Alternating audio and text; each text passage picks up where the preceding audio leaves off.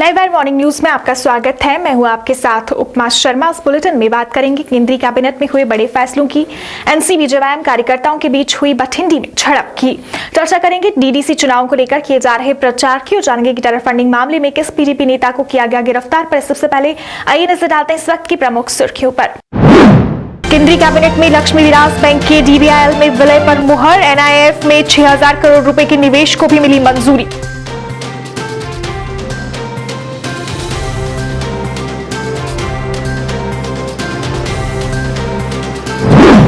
गृह मंत्रालय ने जारी किए नए दिशा निर्देश, राज्यों को लॉकडाउन के लिए लेनी होगी अनुमति।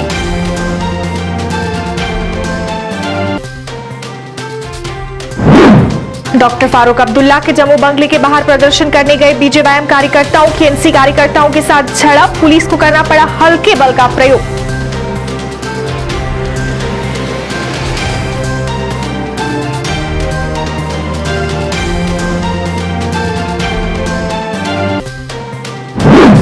पीडीपी यूथ विंग के नेता वाहिद परा टेरर फंडिंग में गिरफ्तार, एनआईए ने लिया एक्शन।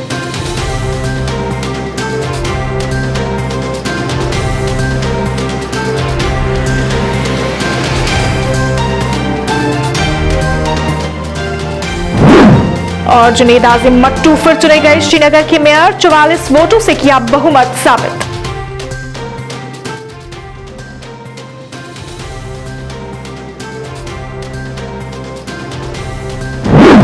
अब समाचार विस्तार से। केंद्रीय कैबिनेट की बुधवार को हुई बैठक में कई अहम फैसले लिए गए। इसकी जानकारी केंद्रीय मंत्री प्रकाश जावड़ेकर ने प्रेस कॉन्फ्रेंस में दी। प्रकाश जावड़ेकर ने एक प्रेस कॉन्फ्रेंस आयोजित कर कैबिनेट बैठक में लिए गए फैसलों की जानकारी दी। उन्होंने बताया कि प्रधानमंत्री नरेंद्र मोदी की अध्यक्षता में कैबिनेट और आर्थिक मामलों की मंत्रिमंडलीय समिति की बैठक में कई अहम निर्णय लिए गए। ने कहा कि मोदी सरकार का जोर आत्मनिर्भर भारत को बढ़ावा देने का है। इसके लिए पूंजी जुटाने के लिए अब डेट मार्केट का फायदा उठाया जाएगा। बैठक में national investment and infrastructure fund में निवेश, संकटग्रस्त लक्ष्मी विलास बैंक के डीबीएस बैंक इंडिया लिमिटेड में विलय के प्रस्ताव समेत कई अन्य फैसलों को मंजूरी मिली है। ये जो national investment and infrastructure fund है, इसमें आज के कैबिनेट ने निर्णय किया कि 6000 करोड़ रुपए का निवेश करेंगे। इससे क्या होगा? इससे इंफ्रास्ट्रक्चर डेवलपमेंट को पैसा 1,10,000 करोड़ रुपए मिलेगा। कैसे मिलेगा? पहले तो 6000 करोड़ सरकार देगी, 7000 करोड़ रुपए ये national investment and infrastructure fund जो है वो खुद इक्विटी के रूप में लोगों से लाएगी और फिर बॉन्ड मार्केट टैप करके लगभग 1 लाख करोड़ रुपए वहां से आएंगे और ये 1,10,000 करोड़ रुपए आने वाले दिनों में तैयार होंगे जो इंफ्रास्ट्रक्चर डेवलपमेंट के लिए लाएंगे। ये फंड 3 प्रकार के fund national investment and infrastructure fund ने तैयार किए एनआईएफ के अंदर। Fund of fund, master fund और स्ट्रैटेजिक अपॉर्चुनिटी फंड। इस 3 में से जो तीसरा है स्ट्रैटेजिक अपॉर्चुनिटी फंड, उसके तहत यह पैसा इंफ्रास्ट्रक्चर के काम में लगेगा। ये काम 2 कंपनियां करेगी, असीम इंफ्रा फाइनेंस लिमिटेड।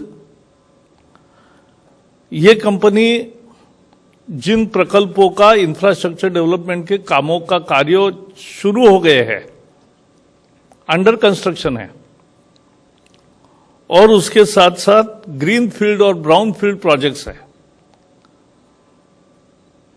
ऐसे प्रोजेक्ट्स को ये पैसा देगी। कोरोना संक्रमण के बढ़ते मामलों के बीच गृह मंत्रालय ने आज निगरानी, नियंत्रण और सावधानी के लिए नए दिशा निर्देश जारी किए हैं। इसके मुताबिक राज्यों, केंद्र शासित प्रदेशों द्वारा संक्रमण की रोकथाम के कड़े उपाय करना, विभिन्न गतिविधियों पर एसओपी जारी करना और भीड़ को नियंत्रण रखना अनिवार्य होगा।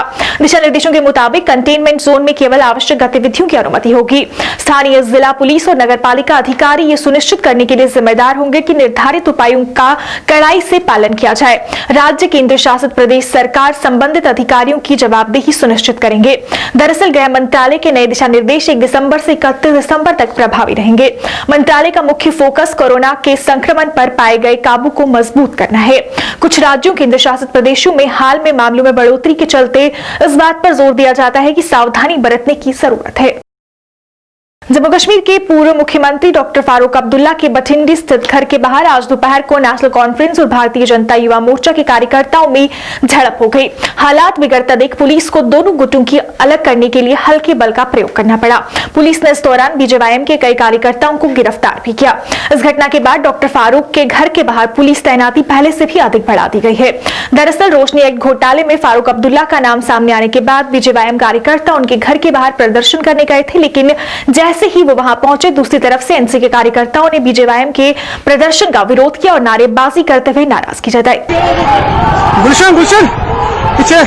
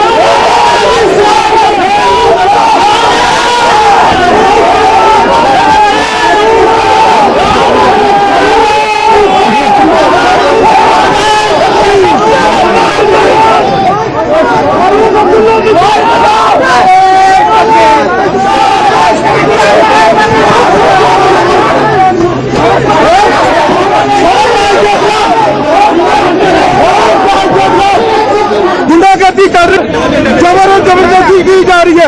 हम भी हिंदुस्तान के रहने वाले हैं, हम भी हिंदुस्तानी हैं, हम भी जो कानून के खिलाफ चलेगा हम भी चलेंगे। और यहाँ पर हमारे भाईचारे को खड़ा करने की बात की जाएगी, हम इसके बिल्कुल खिलाफ है।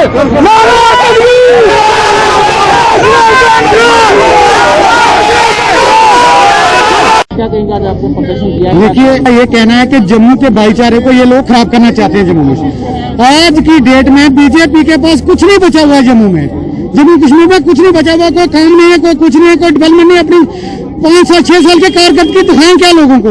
आज की डेट में वो ये करना चाहते हैं कि यहाँ हिंदू मुसलमान करो, मतलब दंगे करवा के, या इलेक्शनों के टाइम में ये बीजेपी का ये काम है और ये वो कराना चाहती है।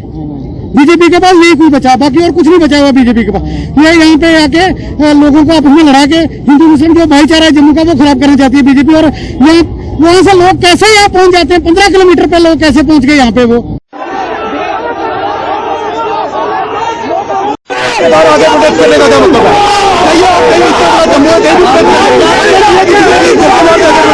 हमने किया किसी के घर के पास जाके क्या बात जाके करोगे? नहीं तो हम नहीं जानते किसी के भी घर के पास, हम नहीं जाते। सब कुछ चला करके रख दिया।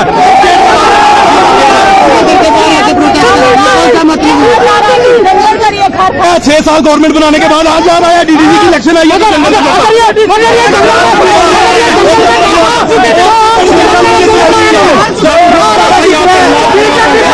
ये तो हो गया माइलेज गेन करने की बात है।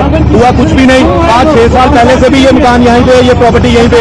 तब तो बीजेपी को याद नहीं आया कोई एक्शन करे, स्टेट लैंड है। आज डीडीसी इलेक्शन आई है तो आगे अब वो हार रहे हैं जगह जगह पे, तो ये बहाना बना रहे हैं कि ऐसे ऐसे फारूक साहब की रेजिडेंस ऐसे।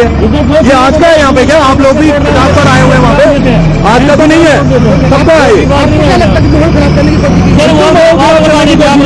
और क्या गेंद आग लगाने के लिए और क्या दौज कर सकते हैं हम? कम्युनल टेंशन फैलाना चाहते हैं। हम यहाँ पे खड़े हैं, इसीलिए खड़े हैं ताकि कम्युनल बात ना लगे। यहाँ पे लोकल रेजिडेंट भी हैं, नेशनल कॉन्फ्रेंस वर्कर्स भी हैं, और वो यहाँ तैयार खड़े हैं। आगे से भी आएंगे तो ऐसे ही खदेड़ेंगे उनको जैसे आज खदेड़ा है। ये मजाक बना हुआ है कोई? भारतीय जनता पार्टी और नेशनल कॉन्फ्रेंस के कार्यकर्ताओं के बीच जम्मू के बठिंडी में हुए विवाद के बाद भारतीय जनता युवा मोर्चा द्वारा सुंदरबनी में नेशनल कॉन्फ्रेंस और फारूक अब्दुल्ला के खिलाफ प्रदर्शन किया गया। इस अवसर पर बोलते हुए भारतीय जनता युवा मोर्चा के सदस्यों ने कहा कि रोशनी एक्ट के तहत सरकारी जमीनों पर नेशनल कॉन्फ्रेंस के नेताओं द्वारा अवैध रूप से कब्जा किया गया है, जो अब सामने आ रहा है और उन पर कार्रवाई हो रही है, जिससे बौखलाकर नेशनल कॉन्फ्रेंस के कार्यकर्ता इस तरह की हरकत कर रहे हैं, जिसे बर्दाश्त नहीं किया जाएगा। इस अवसर पर बोलते हुए भारतीय जनता युवा मोर्चा के सदस्यों ने कहा कि जल्द से जल्द उनके प्रदेश अध्यक्ष को रिहा किया जाए।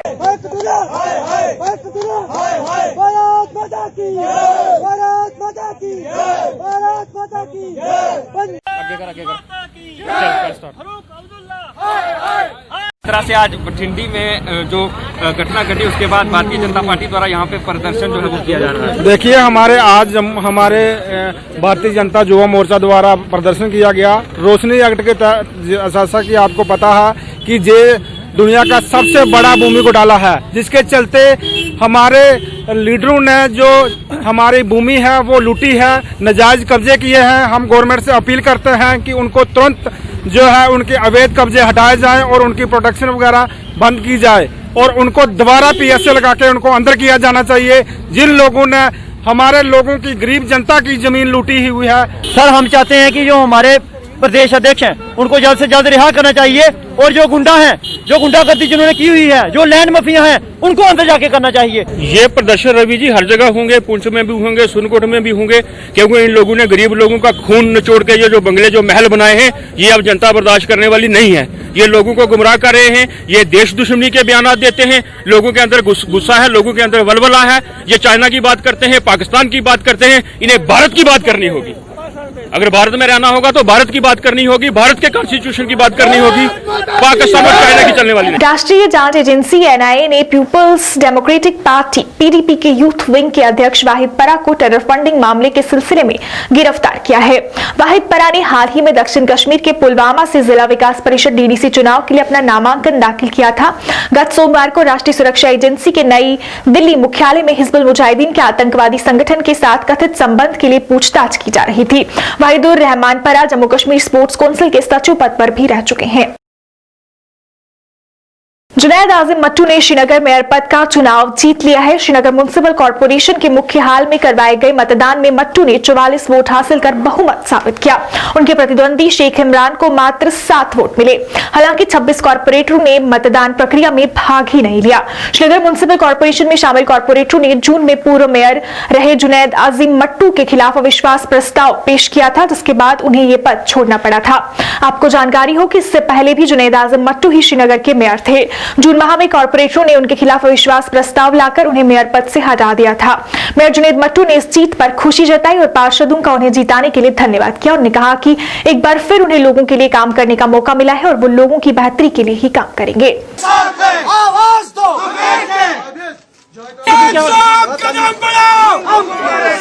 इस शहर के लोगों का कि मुझे आज फिर से इस शहर के मेयर का जो चेयर है संभालने का मौका मिला और इस शहर की फिर से खिदमत करने का मौका मिला। हमने 44 वोट से जीता है, जो 2/3 मेजोरिटी के करीब है। जब मैं इब्तिदा में मेयर बना था तब हमने 40 वोट लिए थे, आज हमने 44 लिए हैं। और ये सबको पता होनी चाहिए कि ओपन वोटिंग हुई है, ट्रांसपेरेंट वोटिंग हुई है, आज सीक्रेट वोटिंग नहीं थी, सारे वोट ओपन वोटिंग हुए हैं और बहुत साफ शफाफ इलेक्शन हुआ है। जो अपोजिशन है वो आपके खिलाफ है अभी और वो बोल रहे हैं कि जो देखिए उनने 2-2.5 घंटा बैलेट पेपर छीने, इलेक्शन नहीं होने दिया, पुलिस को अंदर आना पड़ा, मजिस्ट्रेट को अंदर आना पड़ा, ऑफिसर्स पे हमला हुआ, हम पे हमला हुआ। और ये इसलिए हुआ क्योंकि ये इब्तिदा से बहुत ही वन साइडेड इलेक्शन था। उनके पास नंबर्स नहीं थे और उनने इसको नेशनल कॉन्फ्रेंस की बेहस्त पे, सलमान अली सागर की बेहस्त पे स्टॉल करने की पूरी कोशिश की।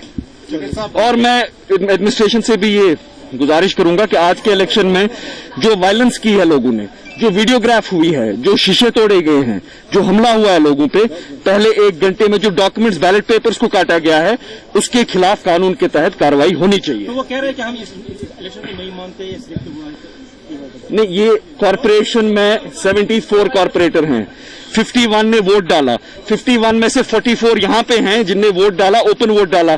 तो वो एक्सेप्ट या रिजेक्ट करने वाला कौन होता है? वोट तो ये लोग डालते हैं जो कॉर्पोरेटर्स हैं। आपकी इम्पोर्टेंट जो प्रायोरिटी फर्स्ट होगी आपकी देखिए, एक तो कोविड क्राइसिस पे हम फिर से तवज्जो देंगे, जो पिछले 6-7 महीने में उससे तवज्जो हटाया गया है।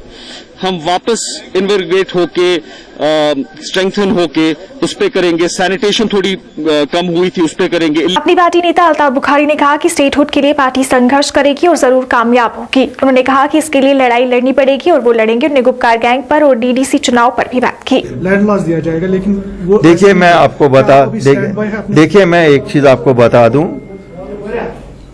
जब मुश्किलात हों तभी सामने आने का कोई फायदा होता है। जब हालात नॉर्मल हों तब तो लोगों को ना सियासी पार्टियों की जरूरत है और न लीडरों की जरूरत है।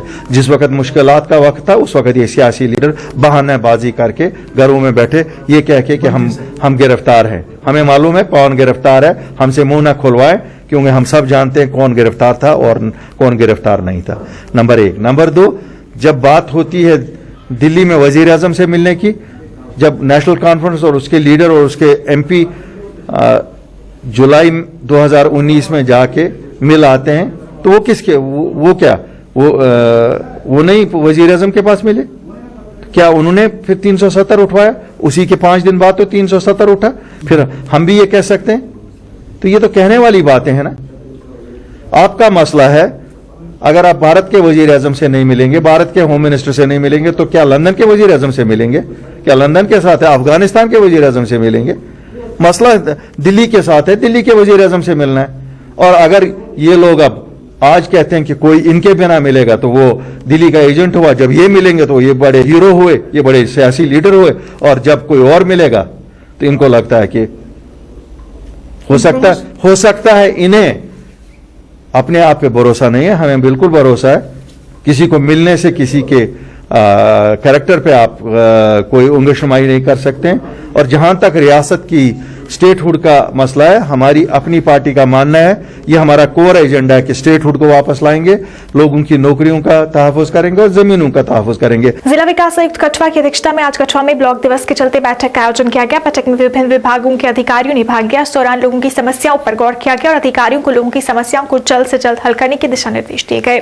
जिला विकास आयुक्त कठुआ का कहना था कि हर हफ्ते ब्लॉक दिवस आयोजित किया जाता है, जिसमें लोगों की समस्याओं को सुनकर उन्हें हल करने पर काम किया जाता है।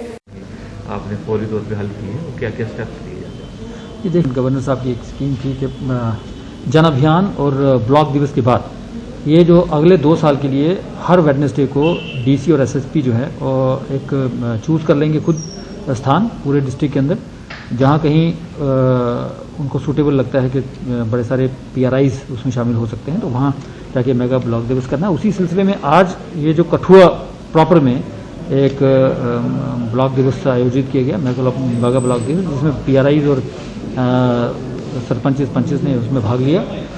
इसमें लोगों की समस्या जो है वो बिल्कुल वही है कि सड़क, पानी, बिजली, ये इसी समस्या से जूझते हुए लोगों ने, बड़ी सारे लोगों ने जो इश्यूज रेज किए हैं, उसमें कुछ चीज़ें जो है जो छोटी मोटी चीज़ें थी वो ऑन स्पॉट डायरेक्शन दी गई कंसर्न एक्शन PDD को या एक्शन PHE को, वो जहाँ कहीं पाइप्स पानी की लीक हैं या कुछ वेल्डिंग की ज़रूरत है, तो इसमें स्टेज टेंडरिंग के मुताबिक वो सारे काम पहले के कॉन्ट्रैक्टर को दिए जा चुके हैं और वो काम हो रहे हैं। पुलवामा के करमोड़ सड़क मार्ग पर जिला प्रशासन ने अवैध अतिक्रमण अभियान चलाया। इस दौरान अवैध तरीके से बनी कई इमारतों को ध्वस्त किया गया। बारिश होने के बावजूद भी इस अभियान में कोई ढिलाई नहीं बरती गई और इसमें कई अवैध अतिक्रमण इमारतों को गिराया गया। इस अवसर पर लोगों से अवैध अतिक्रमण न करने की अपील की गई।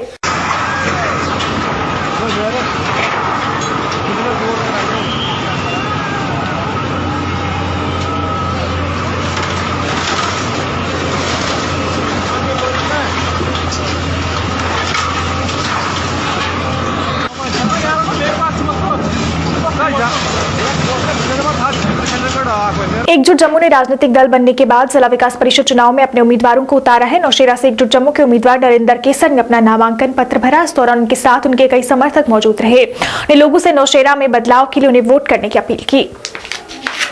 बिष्टा में DDC चुनाव के लिए आज भाजपा उम्मीदवार ने अपना नामांकन पत्र दाखिल किया। इस अवसर पर उनके साथ सांसद जुगल किशोर शर्मा व अन्य नेता व कार्यकर्ता मौजूद रहे। इस अवसर पर एक चुनावी रैली भी निकाली गई, जिसमें काफी संख्या में भाजपा समर्थकों ने भाग लिया। सांसद जुगल किशोर शर्मा ने इस दौरान जनसभा को संबोधित किया। उनका कहना था कि चुनाव देश के चुनाव है और ये चुनाव जमीनी सतह पर विकास के लिए करवाए जा रहे हैं। उन्होंने दावा किया कि इन चुनाव में भाजपा की जीत का बिगुल बजेगा। मीडिया पर्सन का यहाँ पे हार्दिक अभिनंदन करता हूँ। यहाँ हम इस समय इस डीडीसी नौशहरा कॉन्स्टिट्यूंसी में मैदान में उतर चुके हैं इलेक्शन के लिए। हमें 25 साल का एक्सपीरियंस है। हमें जानते हैं कि जीतना कैसे है, जिताना कैसे है। ये हमारी दुकान है और एकजुट जो पार्टी, हम उसका हार्दिक अभिनंदन करते हैं जिसने ऐसे मुकाम पे हमारे समाज को ये टिकट दी और उस तरह से हम बिल्कुल उनको साथ लेके चलेंगे। कहीं ना कहीं क्या भाजपा और पीडीपी की टक्कर है, उसको आप चुनौती दे पाएंगे?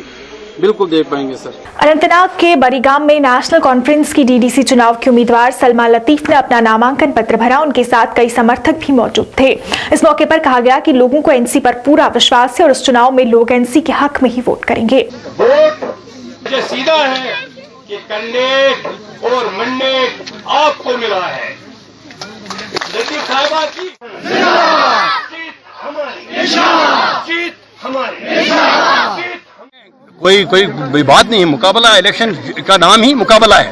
अगर साखियां ज्यादा तो इंशाल्लाह आप खुद देखते हैं लोगों का जज्बा, लोगों का कैसे सलमा लतीफ के साथ जुड़ना। हम यकीन करते हैं और उम्मीद है कि हमारी कैंडिडेट सलमा लतीफ साहिबा एक काफी कसीर तादाद से इलेक्शन जीत जाएगी, क्योंकि लोग चाहते हैं कि इस कैंडिडेट नेशनल कॉन्फ्रेंस की सपोर्टेड कैंडिडेट के हक में वोट डालकर हम ये साबित करेंगे कि एक रायशुमारी है किसके खिलाफ। 5 अगस्त के खिलाफ एक रायशुमारी है। 5 अगस्त का फैसला न नेशनल कॉन्फ्रेंस का को तस्लीम है, न जम्मू कश्मीर के किसी आदमी को, किसी बाशिंदे को तस्लीम है। मैंने इनसे पूछकर इनने हमारा सपोर्ट लेना मान लिया और नेशनल कॉन्फ्रेंस PAGD इनका सपोर्ट कर रही है, क्योंकि हमारे इलाके में हल्के इंतखाब शांगस और चित्रकुल में कोई PAGD का कैंडिडेट इस वक्त मौजूद नहीं है। ब्लॉक आरसपुरा से बुधवार को कांग्रेस पार्टी के उम्मीदवार रमेश लाल मोटन ने अपना नामांकन पत्र दाखिल करवाया। इस अवसर पर कांग्रेस पार्टी के वरिष्ठ नेता तथा पूर्व मंत्री रमन भल्ला, प्रदेश कांग्रेस सचिव पंडित पवन रैना सहित काफी संख्या में कांग्रेस पार्टी के कार्यकर्ता मौजूद रहे।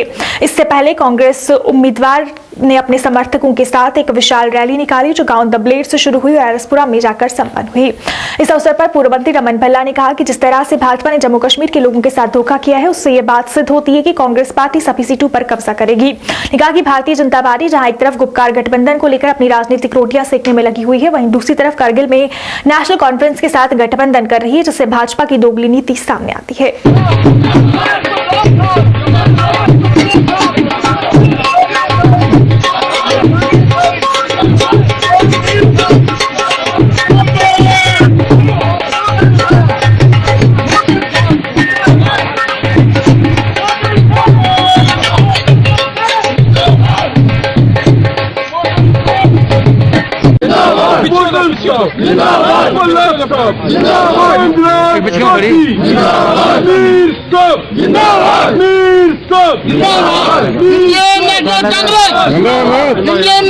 बनिहाल बारामूला रेल सेवा फिर से शुरू करने की मांग को लेकर बीजेपी ने बनिहाल में प्रदर्शन किया। इस दौरान पार्टी नेता मोहम्मद सलीम ने कहा कि रेल सेवा शुरू न होने से लोगों को काफी परेशानियों का सामना करना पड़ रहा है। उन्होंने जल्द से जल्द इस रेल सेवा को शुरू करने की अपील की। पार्टी का एक कार्यकर्ता हूँ। पहले मैं आपकी वसादत से पूरे हिंदुस्तान को सलाम करता हूँ। खासकर मैं अपनी बात रखना चाहता हूँ, खासकर अपने जो डीसी साहब हैं हमारे बनिहाल डिस्ट्रिक्ट रामबन के, उनको पुरजोर अपील करता हूँ रिस्टोर किया जाए। उसके बाद अपनी जो रेलवे इंतजामिया है, यहाँ की जो सरकार है, इंतजामिया है, पूरी एडमिनिस्ट्रेशन है, उन तक ये बात पहुँचाना चाहता हूँ कि भारतीय जनता पार्टी की सरकार है, यहाँ के लोगों को सफर उठाना पड़ रहा है। खासकर मैं जितेंद्र जी से अपील करता हूँ, रेलवे जो मंत्री हैं हमारे, उनसे अपील करता हूं कि खासकर बानिहाल को भी राहत का मौका दिया जाए। भारतीय जनता पार्टी की सरकार है तो हमारे लोगों को राहत का मौका मिलना चाहिए। सोनामर्ग में हुई बर्फबारी के चलते पर्यटक बर्फबारी का लुत्फ उठा रहे हैं। उन्होंने कहा कि वो यहाँ आकर काफी खुश है और दूसरों को भी यहाँ जरूर आना चाहिए। कश्मीर के लोग बहुत प्यारे है गाइज, प्लीज कम हियर, बहुत मजा है, जन्नत है ये। बिल्कुल कुछ परवाह मत करो, कश्मीर आओ घूमने, बहुत अच्छे लोग है, बहुत गलत है ये, कोई कुछ भी नेगेटिव नहीं है यहाँ पे गाइज, बहुत प्यारे लोग हैं। टूरिस्ट भी है, आके मजा करके जाना, कुछ भी मुश्किल नहीं है। कश्मीर अगर एकदम बढ़िया है, इंशाल्लाह सब लोग जल्दी आकर कश्मीर को आकर फिर के देख के जाना। बहुत अच्छे हैं, लोगों को आना चाहिए, टूरिस्ट को यहाँ रेगुलर आना चाहिए, बहुत अच्छी जगह है घूमने के लिए। मीडिया पे जो खबरें आ रही है कश्मीर के हवाले से, नहीं वो सब गलत है। मतलब वो सब यहाँ बहुत सेफ है, तो वो मीडिया वो जो बताती है वो गलत बताती है। मैं चेन्नई से आया हूँ, तमिलनाडु। आपका नाम? मोहम्मद अर्शियान। कैसा फील कर रहे हो आप यहाँ पे? हम जिंदगी में पहली बार ये स्नोफॉल देख रहे हैं और यहाँ पे हमें इतना मजा आ रहा है कि हम बयान नहीं कर पा रहे हैं कि कितना मजा मिल रहा है। ये फर्स्ट टाइम है हमारे लाइफ में हम सारे लोग स्नोफॉल देख रहे हैं। 2 साल पहले आए थे लेकिन हमको अल्लाह ताला ने ये नजारा नहीं दिया और अब हमें मिल रहा है तो बहुत मजा आ रहा है। उधमपुर से चनैनी जाने वाली मेटाडोर का टायर फटने से एक हादसा पेश आया जिसमें 3 लोग घायल हो गए। जानकारी के अनुसार एक मेटाडोर उधमपुर से चनैनी की तरफ जा रही थी। जम्मू कश्मीर नेशनल हाईवे बलीनाला क्षेत्र में मेटाडोर की अधिक स्पीड होने के कारण उसका टायर फट गया और मेटाडोर सड़क पर दुर्घटनाग्रस्त हो गई। बता दें कि इस हादसे में 3 लोगों के घायल होने का समाचार है। स्थानीय लोगों ने घायलों को जिला अस्पताल में भर्ती करवाया जहाँ पर 3 लोगों के घायल होने की पुष्टि हुई है। पुलिस ने मामला दर्ज कर छानबीन शुरू कर दी है। सर मैं चेन्नई में रहता हूँ। तो आप जो बस में बैठे थे वो बस कहाँ जा रही थी? सर वो चेन्नई से उधमपुर की तरफ। सर कितने बजे हादसा? तकरीबन कोई 1:30 के आसपास। कितने लोग थे बस में? सर बस में तकरीबन कोई 15 होंगे, 15-20 के करीब। आइए अब चलते नजर डालते हैं आज के मौसम और तापमान पर।